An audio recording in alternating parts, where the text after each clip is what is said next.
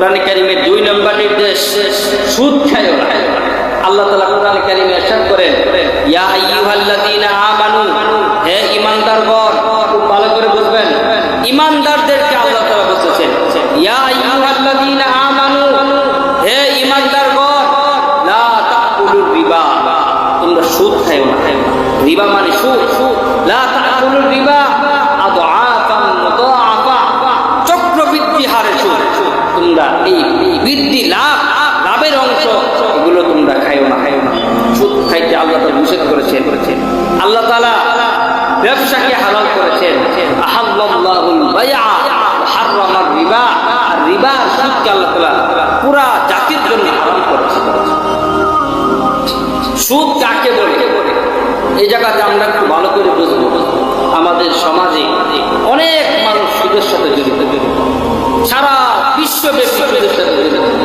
যত banking system আছে সমস্ত ব্যাংকিং সিস্টেমে সুদ আছে। এজন্য আমাদের এই বিষয়টা খুব ভালো করে বুঝতে হবে। আল্লাহ তাআলা বলছেন, তোমরা সুদ খাও না, সুদ আমি হারাম করেছি। সুদের মধ্যে কখনোই বরকত আসে না, সুদের মধ্যে কখনোই সফলতা আসে না। বাহ্যিক দেখা যায় এক মানুষ সুদ খাইতে খাইতে অনেক টাকার মালিক হয়ে গেছে, আল্লাহ তাআলা এমন অবস্থা করে দিবেন মুহূর্তের মধ্যে সব কিছু শেষ হয়ে যাবে। সুদ থেকে আমরা বেঁচে থাকার চেষ্টা করব। সুদের ছিঁড়া ফাটাও যাতে আমার কাছে না আসে। যত ধরনের মাধ্যম আছে সুদের, সবগুলো থেকে আমরা বিরত থাকার চেষ্টা করব। রাসূল সাল্লাল্লাহু আলাইহি ওয়াসাল্লাম হাদিস শরীফে ইরশাদ করেন, কুল্লু কারদিন জাররা নাফআন ফাহুয়া রিবা। সুদ কাকে বলে? আপনি কাউকে কিছু টাকা ঋণ দিয়েছেন, সেখান থেকে জাররা পরিমাণ যদি লাভ গ্রহণ করেন এটা আপনার সুদ হয়ে যাবে। কুল্লু কারদিন জাররা নাফআন ফাহুয়া রিবা। আপনি আমাকে 1000 টাকা দিয়েছেন, আপনি নেওয়ার সময় বলছেন 1001 টাকা আমাকে বেশি দিতে হবে, ওই 1 টাকা আপনার জন্য সুদ হয়েছে। যেমন সুদ থেকে আমাদের বিরত থাকতে হবে। যে ব্যক্তি সুদ খায় তার নামাজ আল্লাহ দরবারে কবুল হয় না, তার ইবাদত আল্লাহর দরবারে কবুল হয় না। সে যদি বাইতুল্লাহ গিয়ে হজ করে তার হজও আল্লাহ দরবারে কবুল হবে না। কারণ সুদ খাওয়ার কারণে তার শরীরে হারাম উপার্জন প্রবেশ করতেছে। এজন্য সুদ থেকে আমরা বিরত থাকার চেষ্টা করব। পুরুষেরা সুদ তো খায়, এখন দেখা যায় মহিলারাও সুদের সাথে জড়িত। সুদ থেকে বিরত থাকতে হবে। সুদখোরের আল্লাহ তাআলা 12টা শাস্তি দিবেন। দুনিয়াতে কি শাস্তি, আখিরাতে কি শাস্তি। শাস্তির কথা বলেই আমি শেষ করে দিলাম। সুদখোরের দুনিয়াবি 1 নম্বর শাস্তি, সুদখোরের সম্পদের মধ্যে আল্লাহ তাআলা বরকত দেন।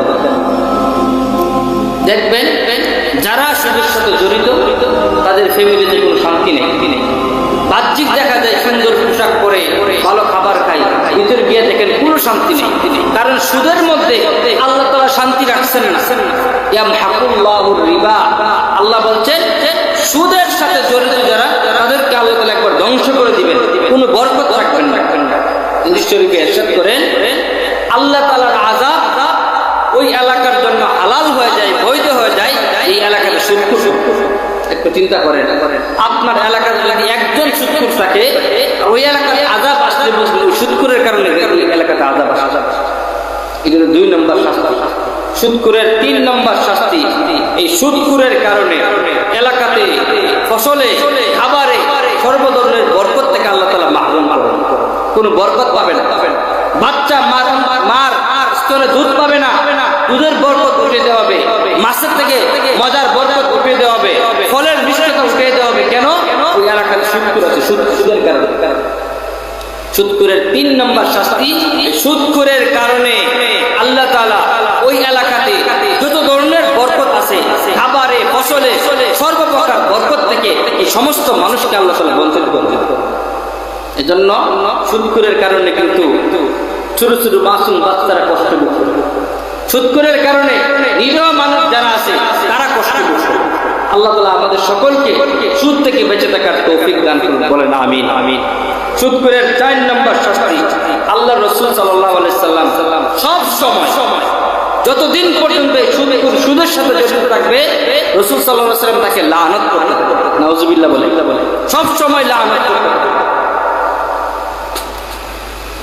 আল্লাহ রাসূল সাল্লাল্লাহু আলাইহি ওয়াসাল্লাম হাদিস শরীফে ইরশাদ করেন, লাআনা রাসূলুল্লাহ সাল্লাল্লাহু আলাইহি ওয়াসাল্লাম আকিলার রিবা ওয়া মুকিলার রিবা ওয়া শাহিদাহু ওয়া কাতিবাহু ওয়া শাহিদাইহি ক্বালা হুম সাওয়াউন। আল্লাহ রাসূল বলেন যে সুদ খায়, যে সুদ গ্রহণ করে, যে সুদের সাক্ষী থাকে, যে সুদের জন্য লেখালেখি করে, লেখার মাধ্যমে সুদ দেয়, রাসূল সাল্লাল্লাহু আলাইহি ওয়াসাল্লাম বলেন 24টা ঘন্টা তার জন্য আল্লাহ রাসূলের লানত তার উপর পড়তে থাকে। নাউজুবিল্লাহ। এই যে সুদের খুব ভালো, এখানে 4 শ্রেণীর লোকদের কথা বলছি। সুদ খায় যে, সুদ দেয় যে, সুদের লেখালেখি করে যে, 4 নম্বর সাক্ষী থাকে। একজন সুদ দিলে আরেকজনকে সাক্ষী রাখে।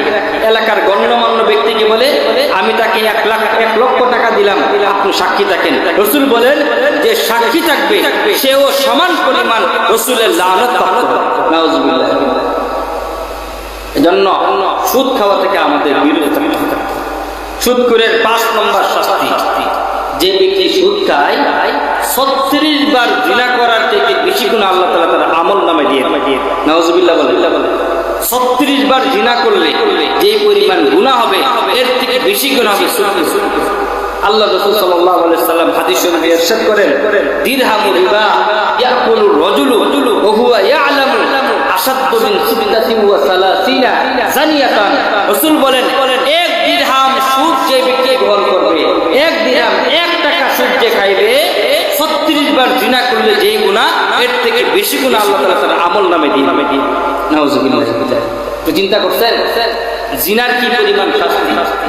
কেউ যদি কোনো অবিবাহিত নারী এবং পুরুষ যদি জিনায় লিপ্ত হয় আর এটা যদি প্রকাশ পায়, প্রমাণিত হয়, তাদের শাস্তি হলো 100 করে বেত্রাঘাত।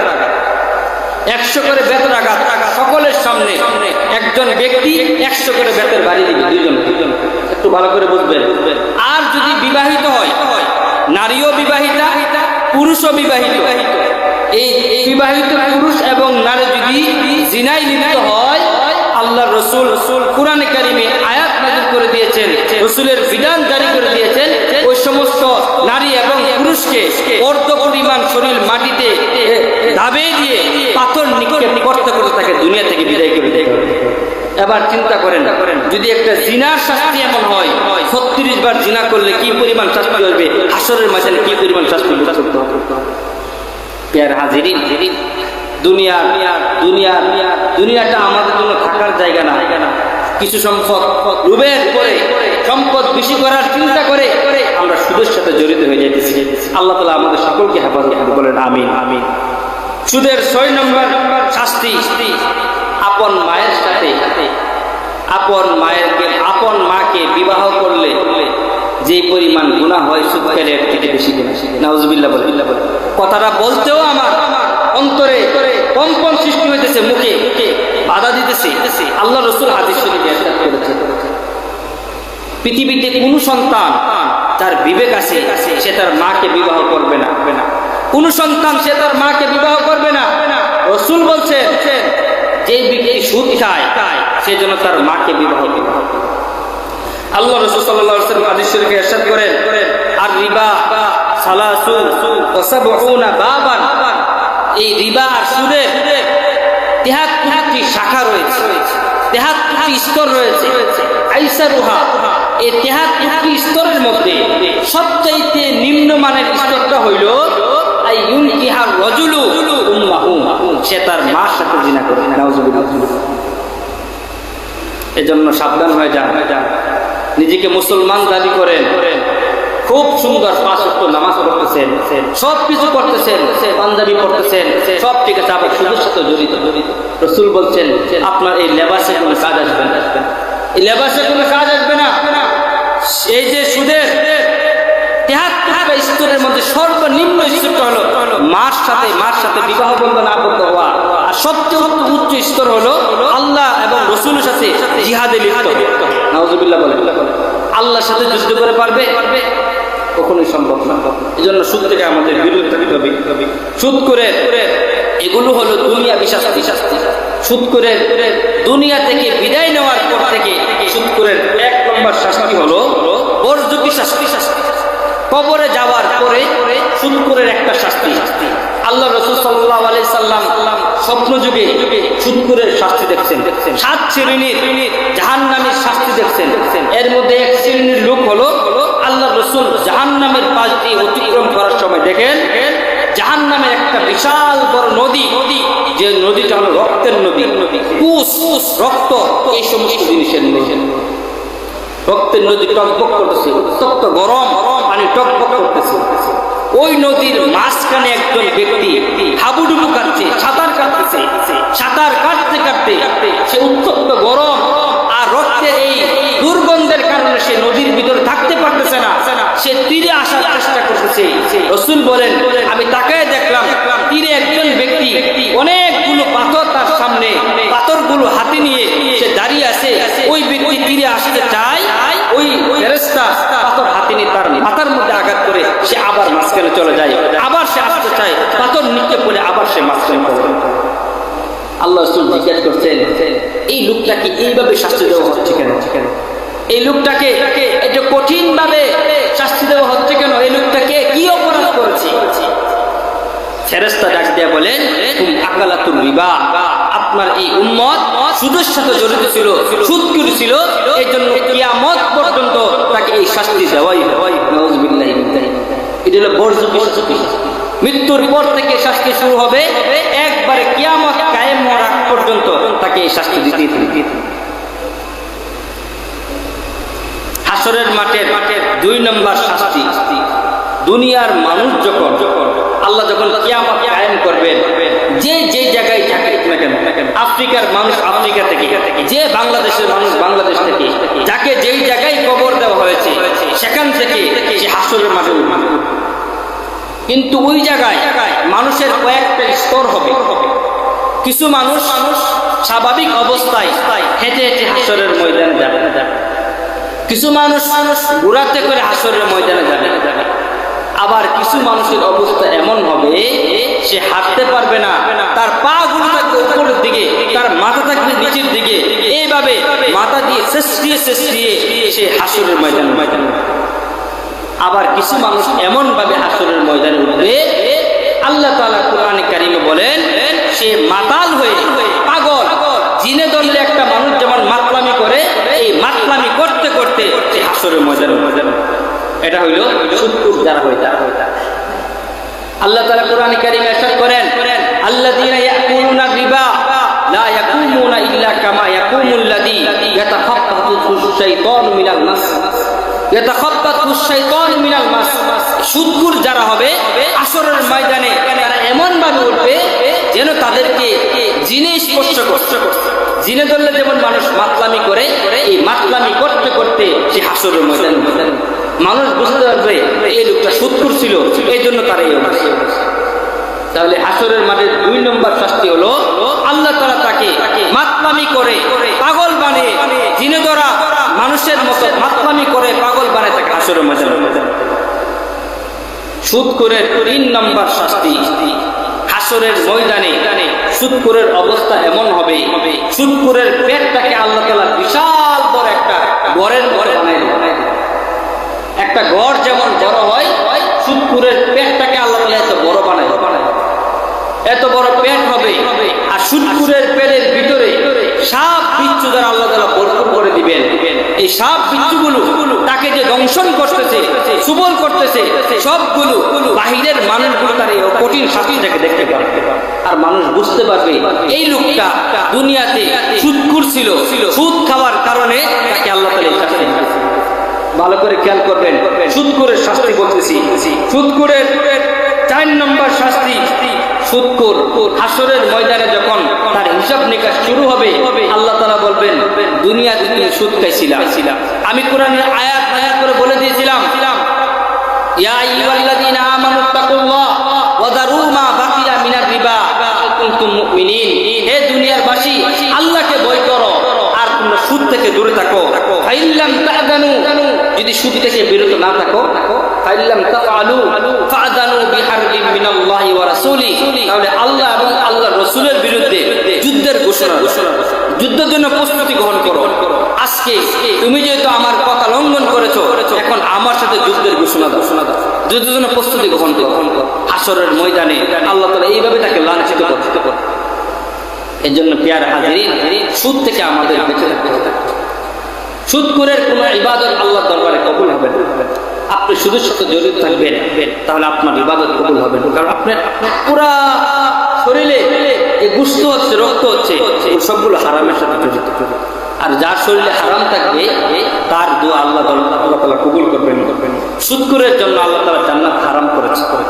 আল্লাহ রাসূল সাল্লাল্লাহু আলাইহি সাল্লাম এক হাদিস শরীফে ইরশাদ করেন, আরবাউন হাক্কুন লিল্লাহ, চারটা জিনিস, চার ব্যক্তি এমন আছে যাদেরকে জাহান্নামে দেওয়া আল্লাহর জন্য হক হয়ে যায়, আল্লাহ তাদেরকে জাহান্নামে দিবেন।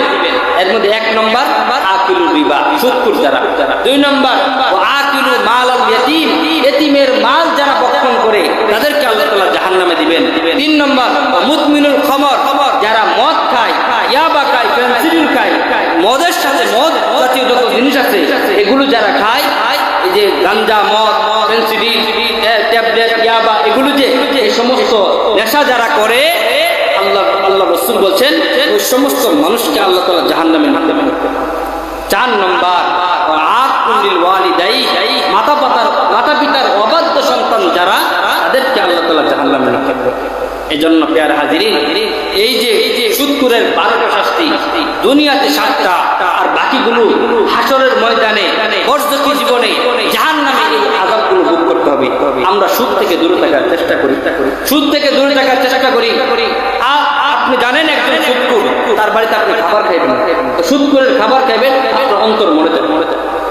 এজন্য আপনারা যারা সুদের সাথে জড়িত আছেন, আপনাদের বিনীত অনুরোধ থাকবে, আপনারা নিজেরও সুদ খাইবেন না, আপনার এই সুদের সম্পত্তি থেকে অন্য কোনো মানুষকেও খাওয়াবেন। বিশেষ করে কোন ওলামায়ে কেরামদেরকে দাওয়াত করে ওলামায়ে কেরামের খাবার যখন আপনার বাড়িতে আসবে, আপনি সুদের এই সম্পত্তি থেকে খাওয়াবেন। কারণ আপনি যদি ইমাম সাহেবকে সুদের খাবার খাওয়ান, ইমাম সাহেব যদি নামাজ পড়ায়, আপনার নামাজও কবুল হবে। এজন্য এই বিষয়টা মাথায় রাখবেন। কারণ সবার সব সম্পত্তি সুদের হয় না। একজন মানুষ সুদের সাথে জড়িত আছে, তার আবার অন্য আউট ইনকাম আছে। আপনার বাড়িতে যদি ইমাম সাহেবের খাবার আসে, তাহলে আপনি হালাল টাকা দিয়ে ইমাম সাহেবের খাবারটা খাওয়াবেন। কারণ ইমাম সাহেবের নামাজ যদি ঠিক হয়, আপনার নামাজ ঠিক হবে। ইমামের নামাজ যদি বাতিল হয়ে যায়, আপনাদের সকলের নামাজ বাতিল হবে।